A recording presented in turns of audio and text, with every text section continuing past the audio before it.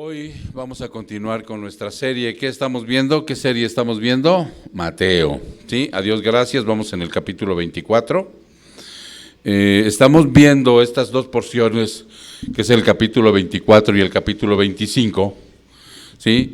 Que muchos teólogos le denominan, ¿cómo les dije que se denominaba? El discurso del Monte de los Olivos, ¿sí? Es una predicación, es un sermón, es un discurso para los suyos, para los discípulos, para nosotros, ¿sí? Donde el Señor Jesucristo nos va a hablar de unas señales antes del fin, antes de que todo sea restaurado.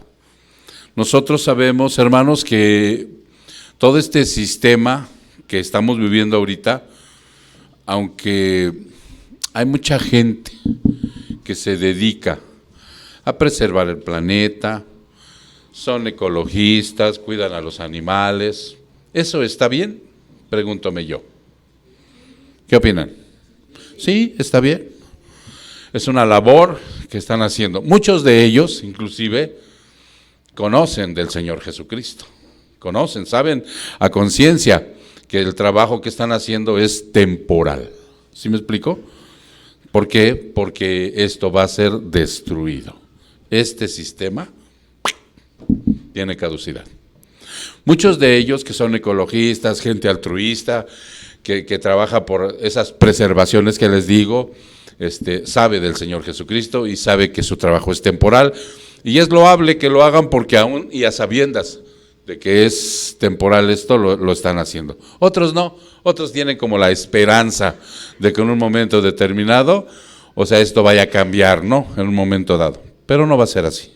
Y precisamente estos dos capítulos, el 24 y el 25, nos datan de cómo vienen esas señales antes del fin. Y como nosotros somos una postura premilenialista, sabemos que va a haber un arrebatamiento y posteriormente va a haber un milenio, ¿sí? Un gobierno de 1000 años en donde el Señor Jesucristo instaurará su reino 1000 años aquí en la tierra, ¿ok? ¿Y quiénes estarán gobernando con el Señor Jesucristo? Según la Escritura, nosotros. Estarán por ahí también los apóstoles. Hay 4. Ya en una ocasión dimos un sermón acerca de esto, 4 géneros no géneros, sino 4 diferentes grupos de seres humanos, y entre ellos estamos nosotros. Así que por ahí el Señor en el Sermón del Monte dijo: bienaventurados los humildes, porque ellos heredarán la tierra. Entonces, Él está hablando simple y sencillamente, no más que confirmando, ¿no?, de que el verdadero Hijo de Dios, aún que le cueste trabajo, aún ahorita, en este proceso de vida y de transformación que nos hace el Espíritu Santo, ya salvos, que no sean muy humildes. Él tiene la certeza de que al término del trabajo con este Hijo de Dios, Él es humilde. ¿Sí se entiende?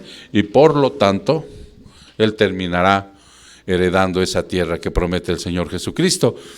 Hace 8 días, hermanos, vimos del capítulo 1 al capítulo 8, ¿recuerdan? Vimos esos que le denominamos, ¿quién se acuerda cómo le denominamos?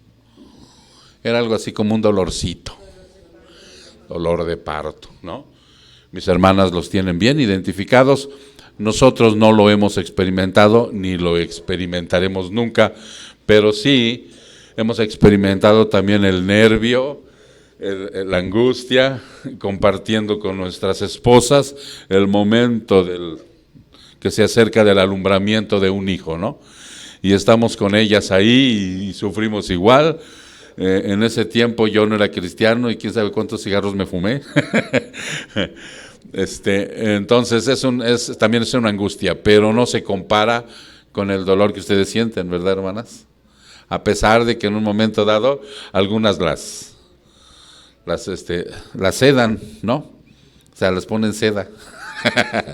Les ponen, les dan sedantes para que no sufran las hermanitas, pero otras no, otras tienen que hacerlo en vivo y a todo color, ¿no? Entonces, el Señor Jesucristo compara estas señales antes del fin con los dolores de parto de una mujer cuando va a dar el alumbramiento, ¿sí? No se va a aliviar, porque no está enferma de nada. Sí, ya ven que tienen uno esa costumbre. ¿Ya se alivió? ¿De qué? Pues si no estaba enferma de nada, sino va a dar un alumbramiento, va a dar a luz una mujer, uno de los actos más preciosos de esta vida, ¿no?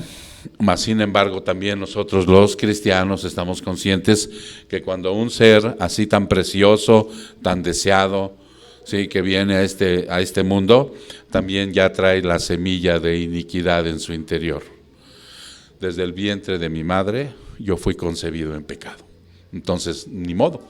Son realidades que el Señor hoy nos revela y nosotros tenemos que aceptar. Y entonces, vámonos ahora al versículo, vamos a empezar en el versículo 9, mis hermanos. Vamos a empezar en el versículo 9 de Mateo, ahí vamos a empezar a leer. Sí, Mateo capítulo 24, y vamos a ver en el versículo 9. ¿Ok? Hace 8 días, vimos algunos dolores de parto y termina en el 8º versículo que dice, pero todo esto es solo el comienzo, ¿no?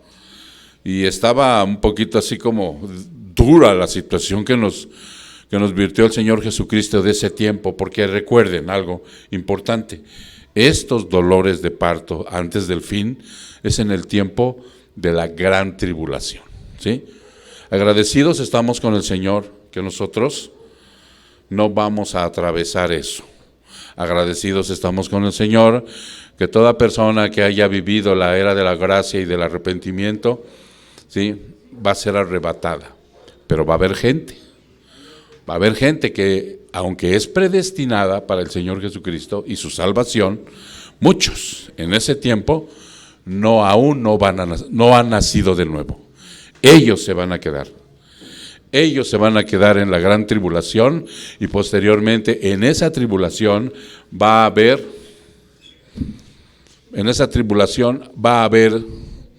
salvación y gracia. ¿Ok? Pero ahorita lo vamos a ver en contexto aquí. Vamos al versículo 9, ya están todos ahí, mi hermana Alejandra también ya está lista con los versículos de las Américas, ¿verdad? La Biblia de las Américas. Ok, cito. Entonces los entregarán a tribulación y los matarán, y serán odiados de todas las naciones por causa de mi nombre. Muchos se apartarán de la fe entonces y se traicionarán unos a otros, y unos a otros se odiarán. Se levantarán muchos falsos profetas y a muchos se engañarán. Y debido al aumento de la iniquidad, el amor de muchos se enfriará.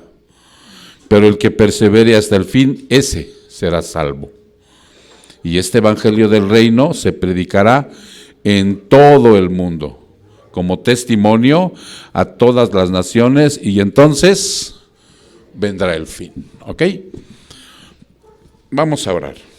Padre, bendito sea, Señor, que en esta preciosa mañana, al convocar a tu pueblo, Padre, tu corazón se llena de gozo.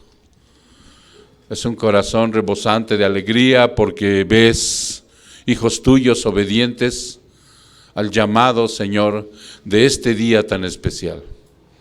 Aunque todos los días, Padre, celebramos tu victoria en la cruz, para nosotros el día que fue tu resurrección fue un día muy especial, el cual hoy celebramos todos los benditas épocas de todos los tiempos, Padre, después de que tú ascendiste al cielo. Gracias, Padre, por convocar a este pueblo, reunirlo, para que estemos en gozo, Señor, de tu presencia. Y estamos tan seguros de tu presencia, Señor, porque aquí hay hijos tuyos que tienen el Espíritu Santo morando dentro de ellos. Y esa presencia, Padre, empieza a hacerse una realidad cuando empezamos a alabar tu nombre. Empezamos, Señor, a hacer comunión contigo. Cuando empezamos a exaltar, Señor, todo lo que tú eres, tus atributos divinos. Todo esto es por ti, Señor, y para ti. Gracias, Señor, porque a través de ello, Padre, tú preparas el corazón. Inclusive desde un día antes, tú sabes, Padre, de esta reunión, desde antes de la fundación del mundo, cómo fue preparada, y nosotros desde un día antes estamos orando para que esta reunión, Padre, sea dedicada única y exclusivamente para ti.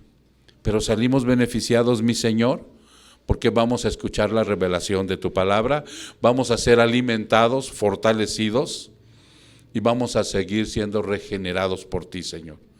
Hoy tenemos la esperanza de que tú nos cambies la vida, Señor. Esa vida, Padre, azarosa, pecadora, y llena de tinieblas, Padre, en la cual transitábamos antes. A través de ti, Señor, a través del Evangelio y a través de tu salvación, tenemos esa esperanza cierta el día de hoy, que cada día que pasa tendremos que parecernos más a ti, mi Señor Jesucristo. Muchas gracias, Señor, por la congregación cristiana. Es un lugar de refugio, Padre, donde nosotros venimos a exaltar tu nombre, pero la iglesia somos nosotros. Bendito seas. Todo esto te lo pedimos en el precioso nombre de Cristo Jesús. Su pueblo dice, amén. Ok. Bienvenido, Luis. Ahí está tu casa, es tu esposa. ¿Cómo te llamas, mija? Berenice. ¿Y tu bebé? Giselle. Sean bienvenidos. Me da mucho gusto que estén aquí con nosotros por primera vez. Dios quiera que hoy Dios hable a sus vidas, ¿sí?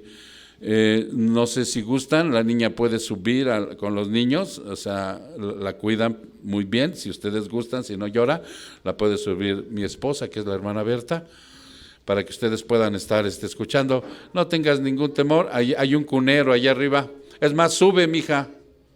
Berenice, sube con ella para que veas el lugar, ¿sí? Bien, hermanos, pues nos da gusto tener un matrimonio aquí, joven. Bueno, ya ni tanto, ¿eh? No, sí, joven.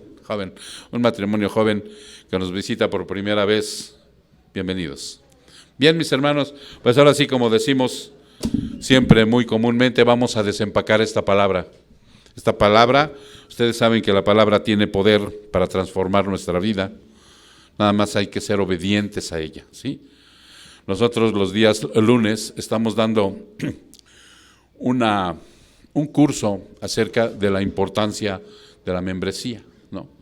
No es la membresía del SAMS, no es la membresía del equipucho ese que trae Celso, no, nada de eso. Es la membresía de la iglesia. Ustedes saben que la iglesia como congregación somos todos nosotros y que la importancia es que es una embajada del reino, ¿sí? Donde Dios tiene la máxima autoridad, inclusive por encima del Estado, ¿no? O sea, gracias a que la iglesia permanece todavía en esta vida, aún no se ha manifestado todo lo que va a venir en lo que vamos a ver el día de hoy. Gracias a que el Espíritu Santo de Dios, la iglesia es sustentada por el Espíritu Santo de Dios, está sosteniendo todo esto, gracias a que tú eres luz y sal. O sea, no ha venido la declinación total del ser humano, la total perversidad a todo lo que da. Ahorita lo vamos a ver en contexto. Gracias a eso, hermano. Por eso es muy importante que tú te congregues, por eso es muy importante que tú sepas acerca de la membresía, ¿sí? Por eso es muy importante que tú seas obediente. Porque nada más ni nada menos que te lo delegó a ti el Señor Jesucristo, como su hijo, si eres su hijo. Porque ahí es donde empezamos a sospechar de ciertos individuos que no sean nacidos de nuevo, aunque se digan que son cristianos. Pero esa es una sospecha nada más, ¿eh? Quiero que quede claro, porque yo no tengo la certeza, yo no soy Dios para para verificar, el único que sabe es el cristiano mismo, si es o no hijo y además si es honesto, porque si no, pues se va a poner una engañada tremenda. Así que vamos a poner atención, porque dice que al final de los tiempos, la entrega de creyentes a sufrimiento y muerte será en persecuciones. ¿Sí? Hoy esto está sucediendo también, pero no a la escala de ese tiempo. Ese tiempo se llama la gran tribulación. Esa gran tribulación es un periodo de 7 años, pero 3 años y medio no va a haber dolor, llanto, persecución, no va a haber nada de eso, sino va a haber una especie así como de paz y tranquilidad. Recuerdan que hace 8 días vimos acerca de que en Apocalipsis nos relatan de un hombre que sale en un caballo blanco con un arco. ¿Sí lo recuerdan? Ok. Y que ese es ese es el versículo en donde esos 3 años y medio, ¿qué va a haber? Paz y tranquilidad, pero denominada como falsa, engañosa, como la que a veces tenemos los cristianos, ¿sí? Que creemos que estamos en paz, tranquilos, porque no tenemos problemas, porque estamos en casa, porque no tenemos problemas financieros, gracias a Dios tenemos para comer y que no discutimos, y que es una paz así medio engañosa, ¿no? Porque el cristiano ya saben lo que le dijo el Señor Jesucristo que iba a pasar, ¿recuerdan? Que iba a sufrir, que iba a ser perseguido, que por su nombre iba a ser rechazado, que no en muchos círculos del mundo lo iban a aceptar, sino todo lo contrario, lo iban a repeler, ¿sí? Y que por su causa muchos serían perseguidos. Hoy en la actualidad y en el pasado se ha vivido esta situación, ¿recuerdan? Muchos de nuestros primeros hermanos del primer siglo fueron inclusive denominados como ¿qué? Como mártires, ¿sí? ¿Por qué? Porque muchos de ellos terminaron en la hoguera, ¿sí? Ustedes saben que se ha de sentir, ¿no? A veces te quemas con un cerillo o en la estufa y sientes re feo la quemada, o las hermanas guisando no se han quemado, Sandy, con aceite. Uy, se ponen unas quemadas en los dedos, en los brazos, y se siente re feo. Ahora imagínate que te quemen totalmente en una hoguera, ¿no? Ellos murieron precisamente en una hoguera porque no rechazaron al Señor Jesucristo. Y estaban firmes, o sea, no les importó que los llevaran a la hoguera. Ahora muchos cristianos están en la hoguera, pero de las vanidades, ¿sí? Una hoguera muy diferente. Entonces, ante esa situación, hoy sabemos que esto ha sucedido antes, persecución, ha sucedido ahora también, pero va a suceder en aquel tiempo, después de los 3 años y medio de una paz falsa. Porque este hombre que está denominado, ¿se acuerdan que lo denominamos en base a la Escritura? Daniel, ¿cómo lo denominó? Un rey intolerante y muy astuto, ¿no? Pablo lo denomina el hombre de pecado, y en Apocalipsis está denominado como la bestia. Es este hombre, es el anticristo, el último, porque anticristos ha habido muchos, ¿no? Y no estamos hablando de la película de la semana o de la película de Netflix. Todas esas son patrañas, todas esas son mentiras, todas esas son engaños, ese tipo de películas donde te muestran anticristos así, de la película de la semana. No te vayas con la finta con eso, no, eso no son. El anticristo es simple y sencillamente aquel ser humano que va en contra de lo que Cristo dice, ¿sí? Y hay algunos que son muy famosos. ¿Quién me podría decir un anticristo famoso? El Papa, ¿sí? Juan Pablo II, ya se murió, ¿verdad? Ya está en el infierno, ni modo. Pero el actual, Bergoglio, creo que se apellida, ¿no? Francisco Bergoglio se llama. Gracias, Paco, tu tocayo. Entonces, todos ellos son anticristos. Pero otro más chacalón, Hitler era anticristo, ¿sí? También por ahí un famoso filósofo, Friedrich Nietzsche. Ha habido muchos anticristos, ¿sí? Pero este del que les estoy comentando es el que va a aparecer en los tiempos finales. Ese de la gran tribulación. Ese se va a hacer presente, ¿sí?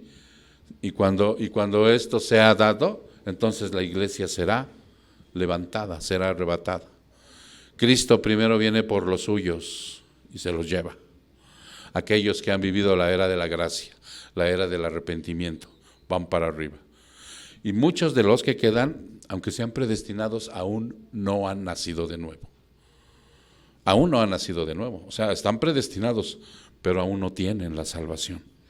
Entonces, muchos de ellos van a quedar en esa gran tribulación. Ahorita lo vamos a ver. Entonces, esa es la época en donde esas persecuciones, ¿sí?, serán como nunca antes. Los entregarán. Estas serán las personas que se salvan después del arrebatamiento de la iglesia. Su conversión a Cristo será durante la tribulación. Su conversión a Cristo. ¿Ya se entendió? La conversión a Cristo lo cantábamos hace rato. Miren, por eso es importante la alabanza, porque la alabanza debe de llevar el contenido de la palabra, ¿sí? Yo sé que a muchos no les gustan los himnos, se les hacen aburridos. A muchos, no estoy diciendo que a ti. Pero si llevan el contenido de la palabra, es precioso cantarle al Señor con el contenido de la palabra. Y hace rato cantábamos puro contenido de la palabra. Dije, ya para qué predico si ya todas las alabanzas predicaron. Pero bueno, esa palabra que va dentro de la canción y de la alabanza es importante, porque ahí decíamos que muchos en ese tiempo serán salvos durante la tribulación, de la tribulación. Muchos serán salvos por la predicación que se va a dar en ese tiempo. En ese tiempo va a haber una predicación. Y en ese tiempo, hermanos, de persecución férrea, tremenda, van a aparecer dos personas, que en la Biblia están denominados como los dos testigos. ¿Sabían de esto? ¿Ok? Estos dos testigos no se sabe quiénes son. No está revelado. Muchos tienen algunas especulaciones de que pudiera ser Moisés y Elías, porque fueron los que el Señor en el momento que dio una adelantadita, ¿recuerdan?, de su segunda venida, que fue, ¿cómo se llama ese evento? La transfiguración, ¿sí? Dio una adelantada de su segunda venida, de la eternidad, trajo a Moisés y a Elías. Y muchos piensan que por ese tipo de llamado en aquella ocasión, ellos serían los dos testigos. Pero ¿quiénes son estos dos hombres? ¿Sí? Vámonos a Apocalipsis 11:3. Vámonos a Apocalipsis 11:3. Apocalipsis, capítulo 11, versículo 3. Y cito: otorgaré autoridad a mis dos testigos y ellos profetizarán por 1260 días, vestidos de cilicio. Estos son los dos olivos y los dos candelabros que están delante del Señor de la tierra. Ok, si tú observas aquí y haces una conversión matemática, ¿quién es bueno para las matemáticas? ¿Cuántos son 1260 días? Y si se ve que tú eres así, mira, ¡pum! ¿Perdón? ¿Sí? ¿Me estás preguntando, Shey, o me estás aseverando? Es que luego, mira, sí, son 3 años y medio. Sí. Sí, luego, yo me acuerdo cuando me decía el profesor, ¿cuántos son 2 más 2? Y yo decía, 4. Y me decía, ¿me estás preguntando? No, contéstame con convicción. Son 3 años y medio, pastor. Por esa circunstancia, ellos profetizarán en ese tiempo, cuando sean los 3 años y medio en donde se acabe la paz falsa, en donde este hombre, al fin y al cabo, con un poder demoníaco que tiene, va a querer erigirse, lo leímos hace 8 días, como un Dios, y va a querer alabanza, honra y gloria, o sea, en presencia. de todas las naciones que lo están avalando y lo están apuntalando, ¿no? Y entonces, no, esto no va a ser posible y se le van a ir encima. Y se va a acabar. Y ahí es cuando empieza los 3 años y medio que hemos visto de los dolores de parto, las señales que son antes del fin. Y ante esa perspectiva, estos 2 hombres, ¿sí?, aparecerán predicando en ese tiempo. Y muchos serán salvos por medio de esa predicación en ese tiempo de angustia. Los 2 olivos. No se sabe quiénes son. No se sabe, se pretende que sean judíos, ¿sí? También, o sea, otro día vamos a ver en contexto, en el estudio, después de que terminemos en el miércoles. ¿Qué estamos viendo los miércoles? ¿Quién recuerda? Las iglesias, las 7 iglesias de Apocalipsis. Cuando terminemos eso, nos metemos al estudio de los 144,000. ¿Sale, hermanos? Entonces, en ese tiempo, donde las persecuciones van a estar muy fuertes, aparecerán estos 2 y mucha gente será salva en el tiempo de la tribulación. En ese tiempo los incrédulos perseguirán y se intensificarán los ataques al pueblo de Dios. Será de una manera intensa, tremenda, consecutiva, casi no habrá tregua. Entonces el padecimiento será como nunca. Estos hermanos la padecerán en la tribulación, serán martirizados por el nombre de Cristo, porque son de Él, son los que Juan el apóstol vio en Apocalipsis 6:9. Vámonos ahí. Estos que van a ser perseguidos, estos que van a ser humillados, muertos, ¿sí?, pero que van a ser salvos, son los que Juan observó en Apocalipsis 6. Regrésate unas páginas hacia atrás para que vayas al capítulo 6, en el versículo, ¿qué te dije? 9. Y cito: cuando el Cordero abrió el 5º sello, vi debajo del altar las almas de los que habían sido muertos a causa de la palabra de Dios y del testimonio que habían mantenido. Clamaban a gran voz: ¿hasta cuándo, oh Señor santo y verdadero, esperarás para juzgar y vengar nuestra sangre de los que moran en la tierra? Y se les dio a cada uno de ellos una vestidura blanca, y se les dio que descansaran un poco más de tiempo, hasta que se completara también el número de sus consiervos y de sus hermanos, que habrían de ser muertos como ellos lo habían sido. Juan los vio a esta gente que va a morir y va a ser salva en la tribulación. Nada más que si tú observas algo aquí importante que quiero resaltar, es que dice aquí, ¿a dónde me quedé? Aquí está. Aquí la oración no es igual como en los tiempos de gracia. Aquí están ellos haciendo una oración. Juan los ve en el cielo. ¿Sí estás de acuerdo? Ya lo pusieron ahí, ¿verdad? Juan los ve en el cielo.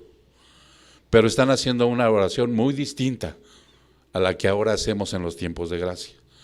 Hace 2 días, viernes, tuvimos una velada de oración. Y a veces da tristeza, hermano, porque las veladas de oración, para que tú observes ahorita lo importante que es la oración, y todos saben los cristianos, hasta los pseudocristianos, que es muy importante la oración, pero cuando se convoca a la oración, no vienen, no sé por qué razón. No sé si no le dan la importancia, porque miren, muchos podrán argumentar: pastor, es que es muy noche, miren, no tengo transporte. Todos los hermanos que traen sus carros tienen la buena voluntad que al término, ¿sí?, podemos echar 1 o hasta 3 viajes, Celso, ¿sí? Claro, Celso va a cobrar, pero no hay problemas, que es taxista. No es cierto. Podemos echar 1, 2, 3 viajes para repartir a la gente que no traiga carro, que no te importe el tiempo. Y no te quiero mencionar cómo eras en el pasado, que no salías de las fiestas y te atiborrabas hasta el otro día. No te lo quiero mencionar, ¿no? ¿Ok? Pero a la oración, hermano, ¿por qué no vienes? Es un esfuerzo, es la oración. Pero fíjate aquí la oración no es igual como en los tiempos de gracia. Lo que están haciendo aquí, y te la voy a repetir, estamos en el versículo 10. ¿sí? Clamaban a gran voz: ¿hasta cuándo, oh Señor santo y verdadero, esperarás para juzgar y vengar nuestra sangre de los que moran en la tierra? Porque los persiguieron, pero como tú no tienes idea, ¿eh? No, nosotros tenemos una persecución ahorita todavía muy tranquila. Sí hay persecución, pero todavía está muy tranquila. Pero en ese tiempo los van a buscar hasta abajo de las piedras y los van a martirizar y los van a matar por el nombre de Cristo, ¿no? Entonces, cuando Juan los ve en el cielo, ellos están haciendo una oración. Aquí esta oración que tú observas no es igual como en los tiempos de gracia. Cuando el tiempo de la gracia ha cesado y ha llegado el tiempo del juicio divino, la oración de protesta y juicio sobre el pecado, la perversión que ofende a nuestro Señor Jesucristo, ¿sí?, es la que se ve aquí. ¿Ya entendiste? Ellos están clamando. ¿Por qué? Porque sea vengada su sangre, para que acaben con el pecado, para que toda esa pecaminosidad termine. Ellos están orando en el cielo, ¿sí? Es una oración de juicio, ¿sí? Ahora no, ahora estamos orando por gracia. ¿Qué pedimos por nuestros enemigos? Que se les perdone, que les cambie el Señor su corazón, que sean restablecidos, que, en fin, por todo, oramos por todos los sectores, las autoridades, ¿no? Oramos por las autoridades que, aunque algunos son fraudulentos, no nos compete a nosotros como hijos de Dios criticarlos, sino orar por ellos, por nuestro presidente, por nuestros gobernadores, por los presidentes municipales, por el policía de la esquina, por los niños, por los jóvenes. O sea, la oración es de gracia para que vengan aquí al evangelio, para que sean perdonados, para que los matrimonios sean restaurados. Esa es la oración de este tiempo de la gracia.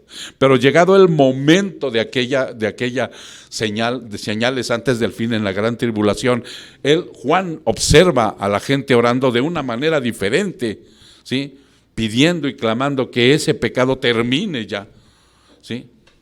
Ok. Por eso tomar las oraciones a la ligera es una ignorancia y falta de responsabilidad, hermano, de verdad. El hecho no es que tú vengas a la velada de oración y cumplas como un tarjetazo que metes en una fábrica de ¡pling! Ya vine, ¿no? Ya cumplí. No. Nosotros tenemos el deber de orar diario, ¿cierto o no? No somos como aquellos religiones paganas que dicen: yo oro 7 veces al día y si Dios me cumple esto, oraré 9. No somos como ellos.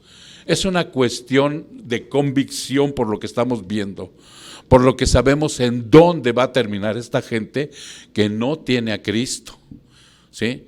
En dónde se va a pasar toda una eternidad lamentando no haber aprovechado el tiempo de gracia, porque en ese tiempo ya no va a haber reversa, hermano, ya no. Ahí van a estar eternamente. Entonces, por eso te digo que es tomar la oración a la ligera, es una ignorancia y una falta de responsabilidad. Nosotros el viernes, o sea, cada que va a venir una velada de oración, oramos por ciertos temas, ¿verdad? Que Dios pone en el interior de la persona que elabora esto, ¿no? Que nosotros sabemos que es la hermana María Esther, ¿no?, la que es encargada de esto. Así como todos tenemos como servidores responsabilidades, ella es la que se encarga de esto. Entonces, en la semana, cuando ya venía la oración, me comenta, ¿no?, que en oración, o sea, llegó a su interior que debíamos orar la palabra del Señor. La palabra del Señor. Entonces, tú puedes agarrar un salmo, el salmo de tu preferencia. Miren, ahí hay unos salmos pegados en la pared. Es un panfleto, ¿cómo le llaman aquí en México? Pues yo no soy de aquí. ¿Cómo le llaman? Un póster, ¿no? Un póster ahí pegado de los salmos para que puedas orar por ciertas situaciones que estés pasando en la vida. Y entonces tú, al orar la oración no se vuelve repetitiva. ¿Estamos de acuerdo? Porque si no, ya sabes, ¿qué dice el Señor? ¿Van a repeticiones? No, por favor, no caigan en ese estatus. Y entonces tú agarras la palabra, empiezas a leerla, como lo hicimos esa noche, y estamos aprendiendo todos. Algunos inclusive estaban así como temerosos porque no están acostumbrados a ese tipo de oración, sino están acostumbrados a la oración repetitiva. No, pues de eso se trata, que el Señor trate con nosotros y nos vaya enseñando día con día cómo debemos comportarnos como hijos de Dios y cómo no debemos tomar la oración a la ligera. En el verso 10, hermanos, de Juan, dice que muchos tropezarán entonces y se apartarán de la fe y se traicionarán unos a otros y unos a otros se odiarán. ¿Sí? Fíjate bien, hermano, fíjate bien. Aquí está hablando de gente que toda la vida ha hecho esto, ¿cierto? Toda la vida ha habido pugna por una sencilla razón, porque hay orgullo. Todos tenemos orgullo. Y cuando dice Santiago que por qué se hacen las guerras, ¿qué dice Santiago? ¿Quién tiene así en su mente una fracción de lo que dice ahí? ¿Por qué se hacen las guerras? Por las pasiones que habitan en nuestro interior, los pecados que purulan dentro de nosotros, el orgullo, la envidia, la codicia, todo eso bulle, ¿sí? Y si alguien tiene algo mejor que yo, lo envidio, lo codicio, lo malveo, lo maltrato, lo critico, lo juzgo, lo condeno. O sea, ¿sí se entiende? En ese contexto del pecado. Entonces, ante esa situación, esto ha existido siempre. Pero dice un refrán cristiano, hablando de la iglesia, toda causa noble, trae a tu mente la que quieras, ¿no? ¿Qué causa noble te gusta? Dime una. Darle a los pobres, o sea, tener una mente altruista, juntarte con alguien y llevarles de comer, ¿no? A los pobres, a los indigentes, a los centroamericanos que andan pidiendo dinero, a toda esa gente. Y así hay infinidad de causas nobles. La iglesia es una causa noble, ¿cierto o no? Ok. Toda causa noble tiene parásitos.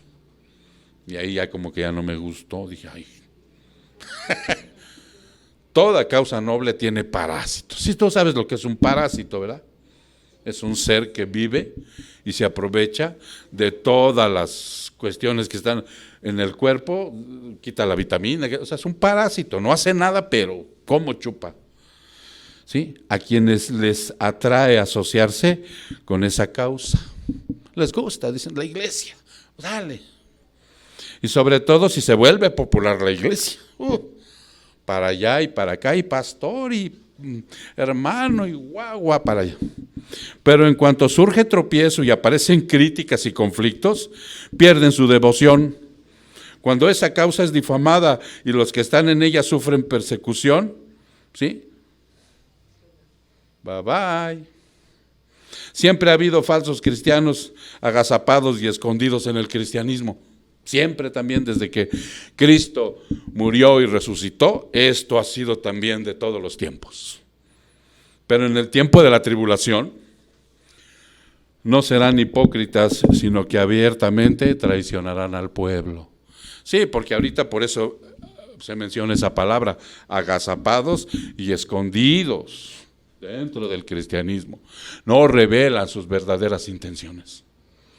Pero en el tiempo de la tribulación, ya no habrá eso. Abiertamente serán hipócritas y abiertamente irán a traicionar al pueblo de Dios. ¿Sí? Serán como Judas Iscariote, que estuvo con nosotros, pero nunca fue de nosotros. ¿De acuerdo? Vean lo que dice Primera de Juan 2, 18, 19. Primera de Juan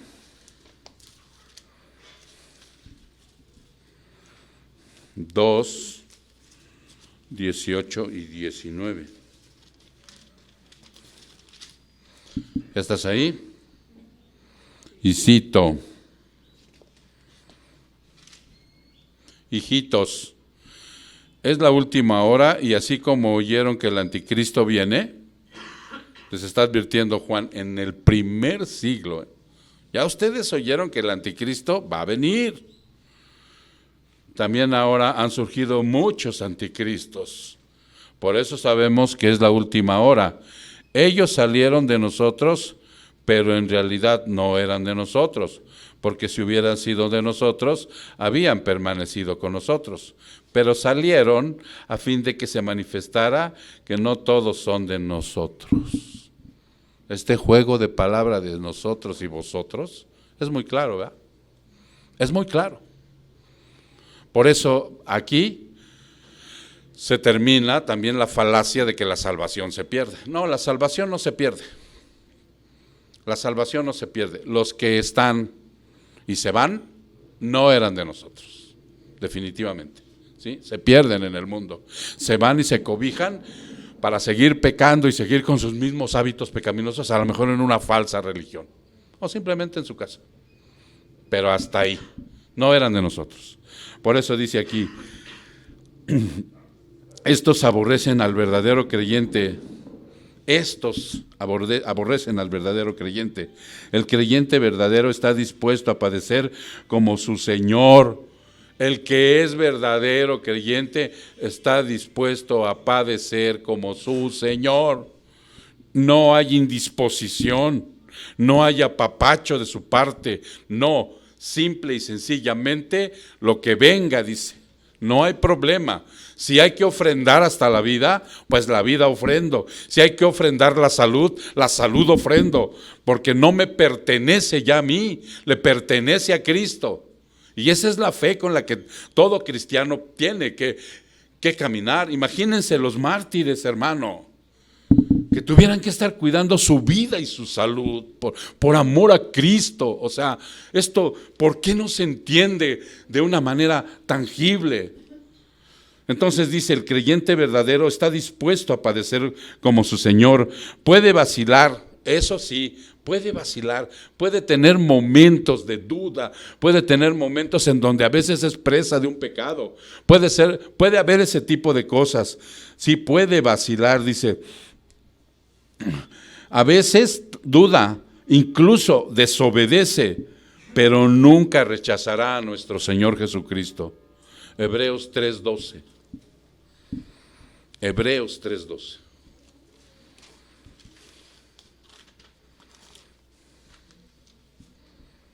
Y cito, tengan cuidado, hermanos, no sea que alguno de ustedes haya un corazón malo de incredulidad para apartarse del Dios vivo. El Señor siempre está previniéndote, siempre está diciéndote. Pero ¿por qué no llega la palabra? Es más, esta palabra ahorita, esto que te estoy diciendo, se entiende perfectamente porque de verdad, hermano, yo amo mucho a los niños discapacitados. Es más, voy a dar un sermón en esta temporada, antes de que llegue diciembre, sobre la situación de lo que yo encontré en la Biblia acerca de por qué ellos tienen cielo inmediato cuando mueren. Esos niños con problemas de déficit mental o que son menores de edad. De verdad, o sea, ahí está en la palabra. Yo no lo había visto hasta que estudiando unos pasajes lo observé. No, tú que estás aquí, yo no te veo que tengas esa deficiencia, hermano. De verdad, como para que no puedas entender perfectamente que te está advirtiendo el Señor, que tengas cuidado. Y todavía te dice, hermano, el autor de Hebreos, que no se sabe quién es, no sea que en alguno de ustedes haya un corazón malo de incredulidad para apartarse del Dios vivo, para apartarse del Dios vivo. Los falsos creyentes en la tribulación perseguirán a los verdaderos, serán traicionados en aquel tiempo de la tribulación, será quitado aquel que ahora lo detiene, e inclusive los de su propia familia los entregarán a la muerte y al martirio. Tal será la situación que hasta los mamá, papá, hijo, tío, los que están dentro, los van a entregar. Fíjate lo que dice Lucas 21, 16 y 17. Lucas 21, 16 y 17.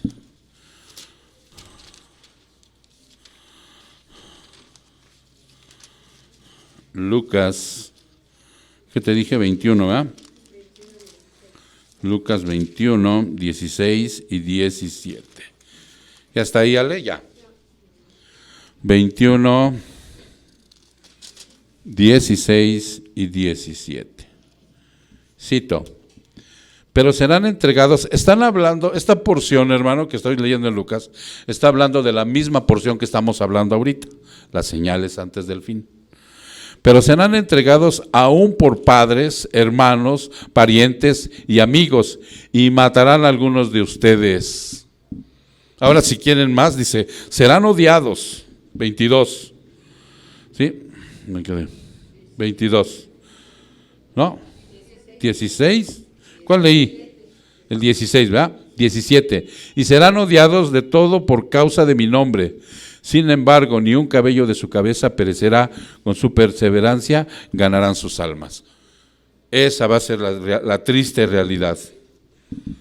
Vámonos al verso 11 para seguir avanzando. Se levantarán muchos falsos profetas y a muchos se engañarán.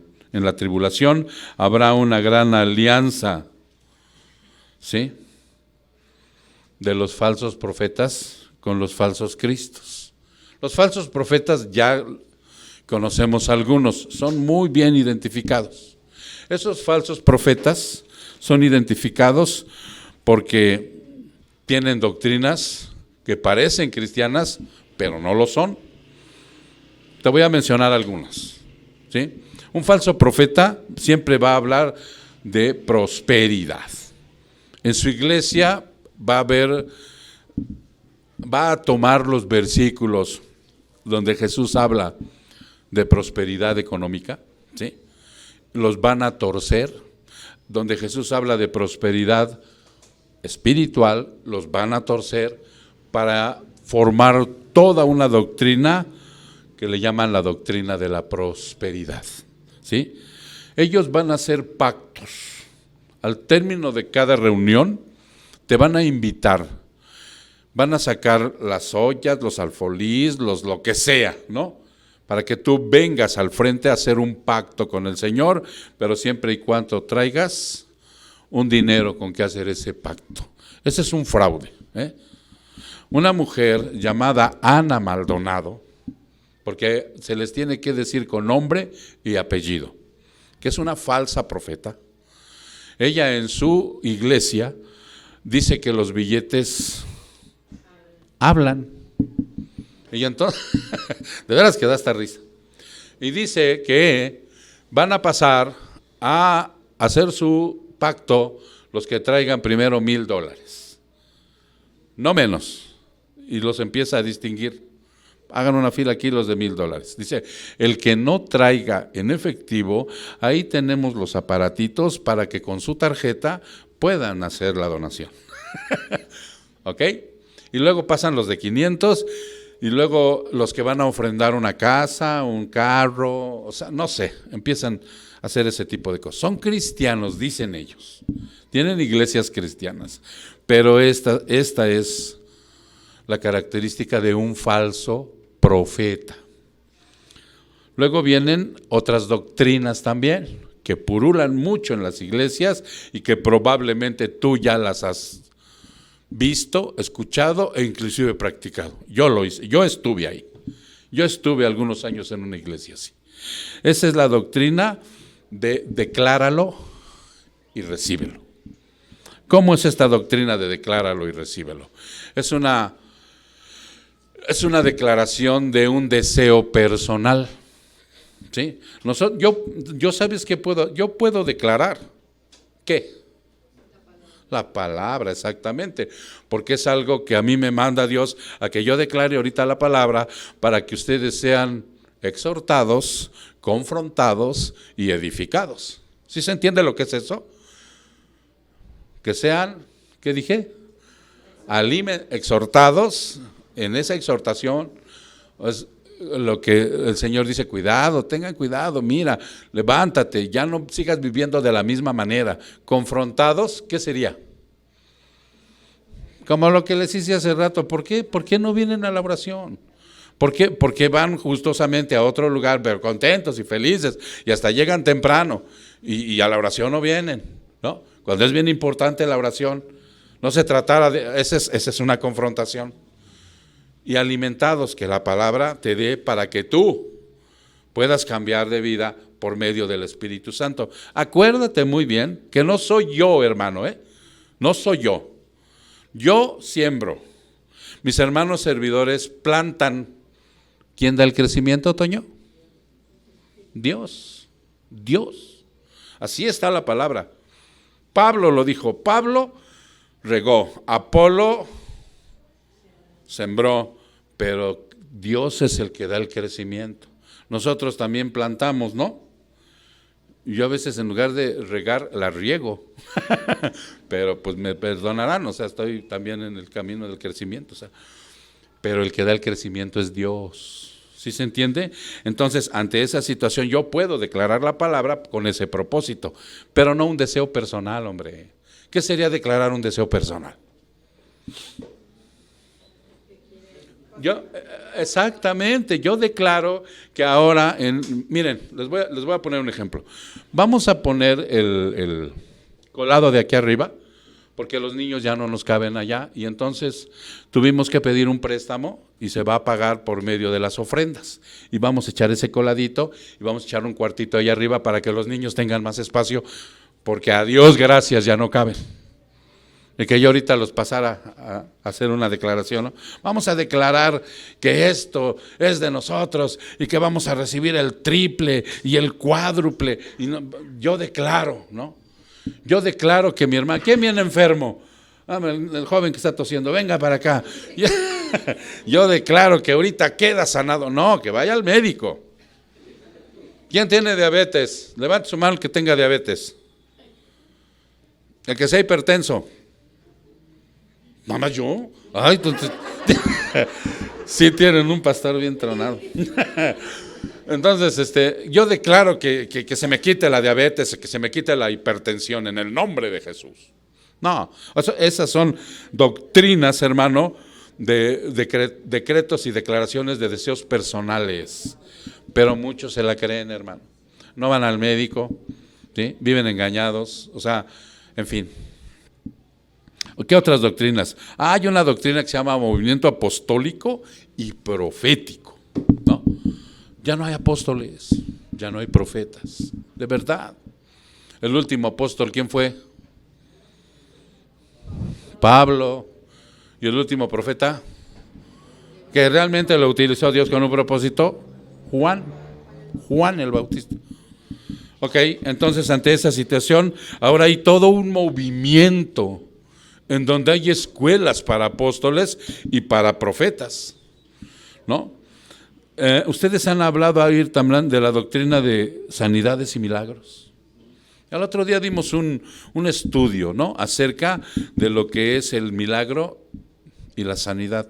Dios lo va a seguir haciendo, lo va a seguir haciendo. Él va a seguir sanando y va a seguir haciendo milagros porque Él es soberano. ¿Sí se entiende? Pero ya no como en la época donde Él caminó aquí en la tierra, porque eso tuvo un propósito. Y los apóstoles también lo hicieron con un propósito. Pero nosotros ya no, hermano, porque ya tenemos cerrado todo el canon de la Biblia. Todo el canon de la Biblia está cerrado y nosotros no necesitamos un milagro ni una sanidad para creer en Cristo. No la necesitamos, tenemos la palabra profética más segura. Entonces, eso de que el pastor llame a hacer sanidades y milagros en un culto, hasta por sentido común, hermano, ¿tú crees que Dios te va a obedecer? No te va a obedecer Dios. O sea, que tú le digas, a ver, Señor, ya estoy aquí, voy a sanar a fulano, a sutano, a mengano, voy a hacer un milagro ahorita. Y en el nombre de Jesús. Pero resulta que hay iglesias donde sucede esto. De verdad, hay sanidad y hay milagros. Se les perlan las manos de oro, se les arreglan sus dientes. ¿Qué más? Son sanados de muchas enfermedades. Sí, prosperados inclusive. Si no, esto no lo hace Dios, ¿quién lo hace? El enemigo. Y está en la palabra también. Dice el Señor, por cuanto rechazas mi verdad, yo te entrego a la mentira. Y ahí está el misterio de la iniquidad, ya purulando desde hace tiempo. ¿Qué más? ¿Qué otras doctrinas hay? Hay una que se llama el Kundalini. ¿Quién sabe del Kundalini? ¿Qué es? Demoníacos en la India, ¿sí?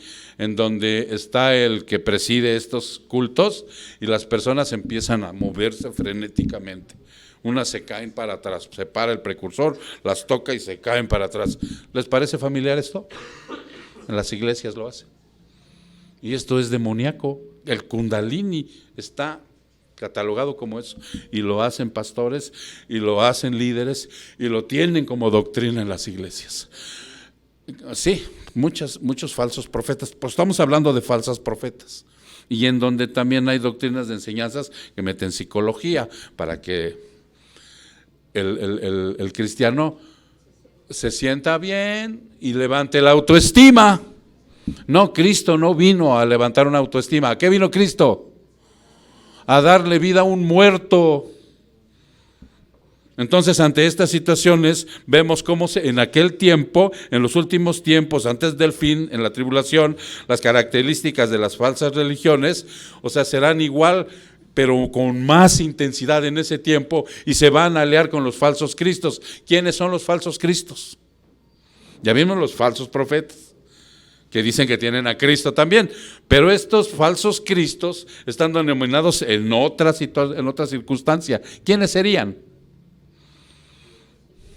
Mira, sí hay cierto poder en esas sectas. Los falsos cristos están en las sectas, porque muchos creen en Cristo, ¿cierto? Los mormones creen en Cristo, los católicos creen en Cristo, los testigos de Jehová creen en Cristo, los de la luz del mundo creen en Cristo, los cristeros, mucha gente cree en Cristo y utilizan inclusive la misma Biblia, pero hay características. Miren, vamos a empezar por la más grande. Católicos, ellos creen en la Trinidad, creen en Cristo, pero ¿saben en quién creen más? También como corredentora de Cristo, en la Virgen María,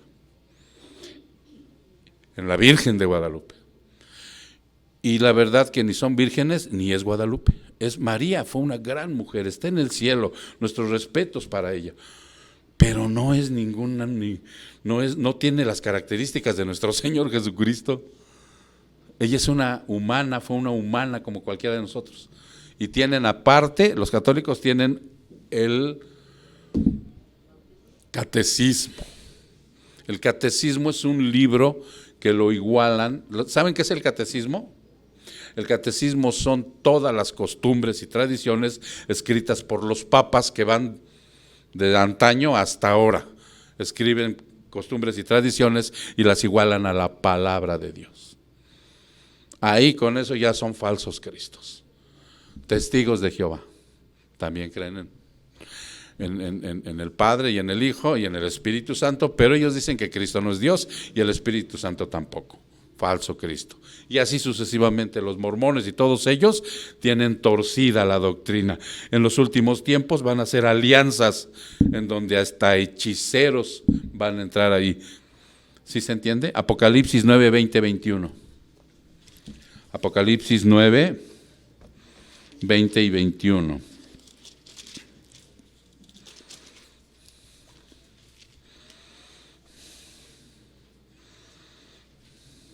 Dice, tampoco se arrepintieron de sus homicidios, ni de sus hechicerías, ni de su inmoralidad, ni de sus robos.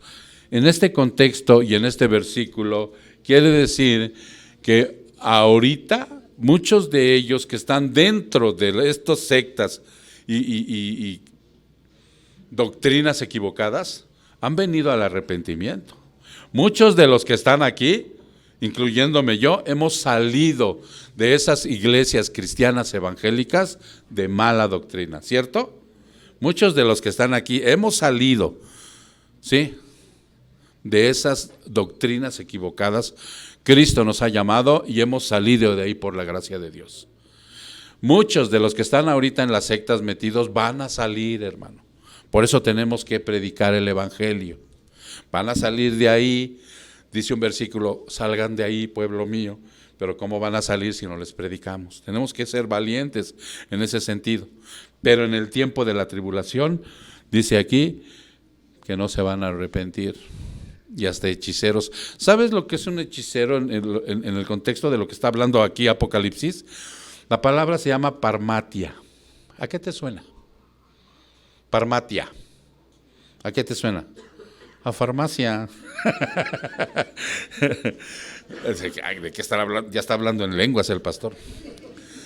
A farmacia. ¿Qué hay en una farmacia? Drogas, exactamente. En muchos lugares, en muchos, inclusive grupos de autoayuda, muchas personas tomaban el LSD. ¿Tú sabes lo que es el LSD? Es una droga alucinógena. Ellos decían para tener más contacto espiritual con los entes. No, son drogas. Eso va a pasar en la tribulación. Se va a extender demasiado. Hubo un hombre que hizo esto y ahora tiene una secta. Bueno, tiene grupos de autoayuda alrededor de todo el mundo. ¿Quién se imaginan? No, es un hombre de grupos de autoayuda que fundó Él se metió LSD para tener un contacto más consciente con Dios, o sea, totalmente desquiciado. Se llamaba Bill W. ¿Ya lo asocian quién era? ¿No? El creador de Alcohólicos Anónimos. Cofundador. El otro cofundador es Celso Tolino. No, es el doctor Bob. Pero en los últimos tiempos, antes del fin, sucederá esto. En el verso 12, debido al aumento de la maldad, el amor de muchos se enfriará. La iniquidad, la maldad, la persecución que produce el pecado practicado aumentará tan altamente peligroso, ya que harán alardes y presunción de ellos. Su Dios ídolo les dejará de interesarles. Pablo el apóstol, hablándole a Timoteo en su segunda carta, advierte de esto. Segunda de Timoteo 3:15. En los tiempos el amor de muchos se enfriará. Bueno, hoy con esta pandemia se enfrió el amor de muchos, pero no fue tanto como en aquel tiempo. ¿Qué te dije? Segunda de Timoteo 3:15. A ver, ¿sí es esa? No, 3:1, perdón. Segunda de Timoteo 3:1. Dice, pero debes de saber esto, que en los últimos días, está hablando de las señales del fin, vendrán tiempos difíciles, porque los hombres serán amadores de sí mismos, ávaros, jactanciosos, soberbios, blasfemos, desobedientes a los padres, ingratos, irreverentes, sin amor, implacables, calumniadores, desenfrenados, salvajes, aborrecedores de lo bueno, traidores, impetuosos, envanecidos, amadores de los placeres en vez de amadores de Dios. Fíjate bien, teniendo una apariencia de piedad, pero habiendo negado su poder a los tales, evítalos. Hoy esta palabra que acabo de citar ahorita, valga la redundancia, que acabo de declarar ahorita, tiene vigencia el día de hoy también. Pero en aquel tiempo se va a multiplicar. Por eso es que el amor de muchos se enfriará. Todo esto sin el Espíritu Santo y la iglesia ya arrebatada no tendrá control. El pecado se volverá desenfrenado. Habrá una tremenda cúspide de perversión y se van a vanagloriar de todo esto. No hoy en la actualidad hay unas pequeñas muestras, hablando de los dolores de parto, cómo se vanaglorian del pecado. Dame un ejemplo. Porque sale muy comúnmente en la tele, un grupo de marchistas en contra de la cuestión esta para que les legalicen el aborto, hacen desenfrenos y se vanaglorian de sus ideales, que son pecado. Bueno, pues en el tiempo del fin, esto aumentará de una manera tremenda. El verso 13, mas el que persevere hasta el fin será salvo. El que persevere hasta el fin será salvo.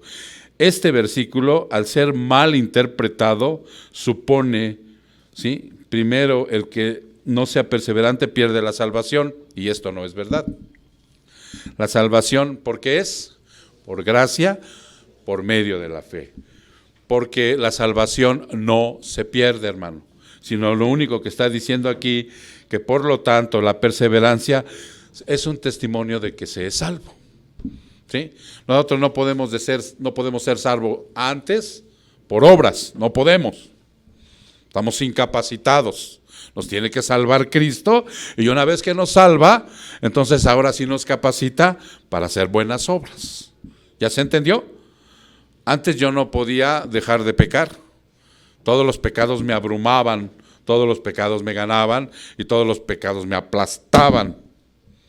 Cuando llega Cristo en su misericordia y me salva, escucho el Evangelio, ¿sí?, porque por la palabra viene la fe. Entonces en ese momento el Señor me hace nacer de nuevo y me capacita ya para hacer buenas obras. Entonces pude dejar de pecar como pecaba antes. Ya no practico lo que practico antes. Se acabaron todo lo que antes me apachurraba, se terminó. ¿Sí se entiende? Entonces, en esa perseverancia es un testimonio de que soy salvo. Por eso es que él dice, el que persevere hasta el fin será salvo. Mucha gente en ese tiempo se imaginan cómo la va a tener más difícil que ahora. ¿Sí se dan una idea? Una idea yo me doy de cómo va a haber esa persecución tan fuerte.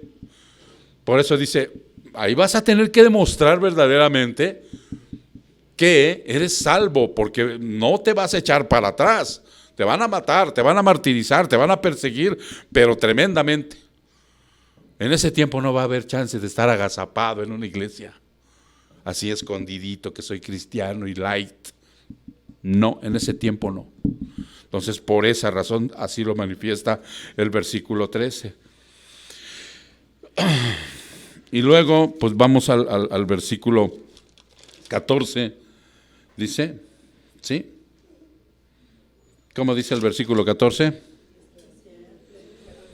Y será predicado este evangelio, y entonces vendrá el fin, ¿no?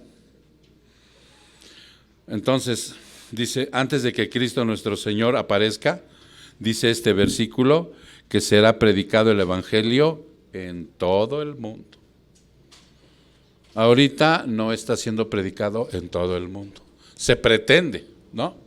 Se pretende que pudiera ser predicado en todo el mundo, a pesar de los medios de comunicación tan grandes que hay para abarcar muchos. ¿Quién conoce la ventana 1040? ¿Quién sabe? ¿Quién ha oído hablar de la ventana 1040? ¿Por acá? ¿Quién ha oído hablar de la ventana 1040? ¿Qué cosa es? ¿Nadie? Ah, el Chato ya dijo que sabe. A ver, adelante, Chato. ¿Quién? A los que están platicando allá afuera. No, ni me oyen, mira. ¿Saben de la ventana 1040? ¿O no? A ver, Wendy, ¿qué es? Es una zona geográfica que abarca, ¿cómo se le llaman? Latitudes, franja, pero ¿cómo se le llaman esas cosas? No me acuerdo. Que atraviesa el globo terráqueo, paralelos.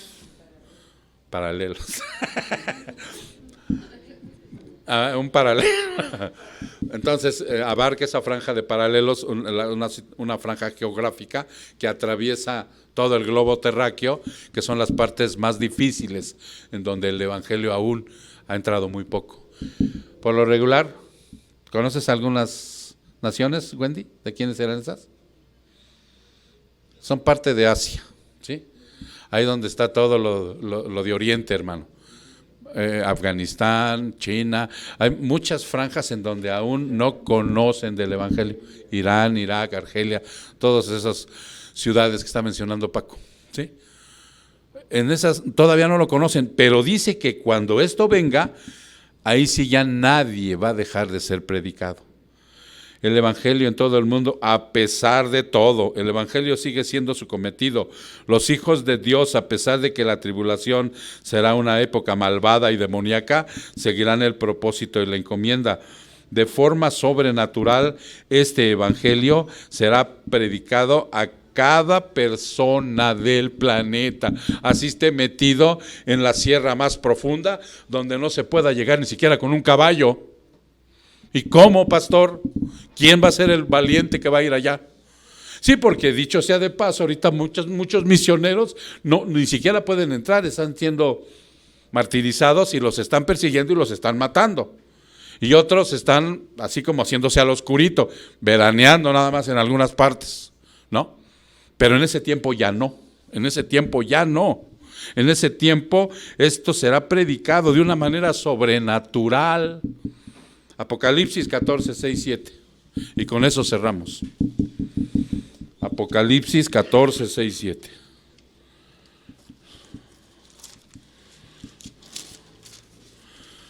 Capítulo 14, en el versículo 6 y en el versículo 7. Dice: después vi volar en medio del cielo a otro ángel. ¿Qué tenía ese ángel? Dice ahí: un evangelio eterno para anunciarlo a los que moran en la tierra y a toda nación, tribu, lengua y pueblo, que decía a gran voz: teman a Dios y den a Él gloria, porque la hora de su juicio ha llegado. Adoren al que hizo el cielo y la tierra, el mar y las fuentes y las aguas. O sea que esto va a ser de una manera sobrenatural. Un ángel va a pasar y mira, va a anunciarle a todos, a cada una persona, que en ese momento no conozcan del evangelio. Entonces vendrá el fin, ahí en ese momento. En ese momento, claro que aquí no termina el fin, todavía falta más revelación que nos va a traer el Señor Jesucristo la próxima semana, ¿sí? Porque entramos en el mensaje, es Mateo, entramos a las lamentaciones, señales antes del fin, a la abominación de la desolación. Vamos a ver esa porción. O sea, ya acuérdense que aquí el Señor Jesucristo está hablando con sus apóstoles y les está hablando del fin del tiempo, cuando todo esto ya va a ser removido. Este mundo caducará. Y que a Dios gracias, hermano, el que sea salvo ahorita, que es salvo para siempre, no pasará esto. No sabemos del tiempo, ni de la hora, ni qué momento sea, pero tenemos que estar bien preparados, con la camiseta bien puesta, para que cuando el Señor decida regresar, mira, identifique bien a los suyos, los identifique bien. La próxima semana voy a comenzar con el escrito de un sacerdote, no era sacerdote, un predicador africano, que tiene bien definido, como tenemos de tener bien definido los colores nosotros de la cristiandad, para que tú te des una idea, ¿sí? Y de ahí ya nos arrancamos con lo demás. ¿Sale, mis hermanos? Vamos a orar. Padre, muchas gracias, Señor, por estas porciones de las señales antes del fin. Yo sé que muchas personas en este mundo han estado obsesionados por conocer el futuro. El futuro que tú nos muestras, Señor, no es muy halagador, pero sí es necesario.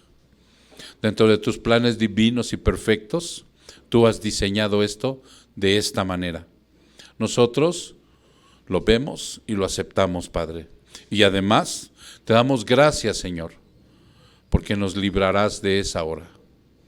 Gracias, Padre, porque también nos traerás contigo, Padre, para que de esa manera podamos reinar en tu gobierno precioso y esplendoroso. Te damos gracias, Señor, porque al conocer este futuro que no es muy halagador pero necesario, también tenemos la palabra profética más segura. Y de esa manera, Padre, queda fuera de nosotros toda predicción del futuro de fuentes mundanas, Señor. No las aceptamos, no las creemos y las desechamos, Padre. Creemos en ti, en la verdad de tu palabra. En ella descansamos y estamos gozosos de que venimos de ti desde antes de la fundación del mundo. Estamos aquí, Señor, para cumplir tu propósito de predicar este evangelio. Y estamos gozosos porque tenemos el futuro eternamente asegurado en tu presencia. Bendito seas, Padre. Todo esto te lo damos gracias y te lo pedimos en el precioso nombre de Cristo Jesús. Su pueblo dice, amén.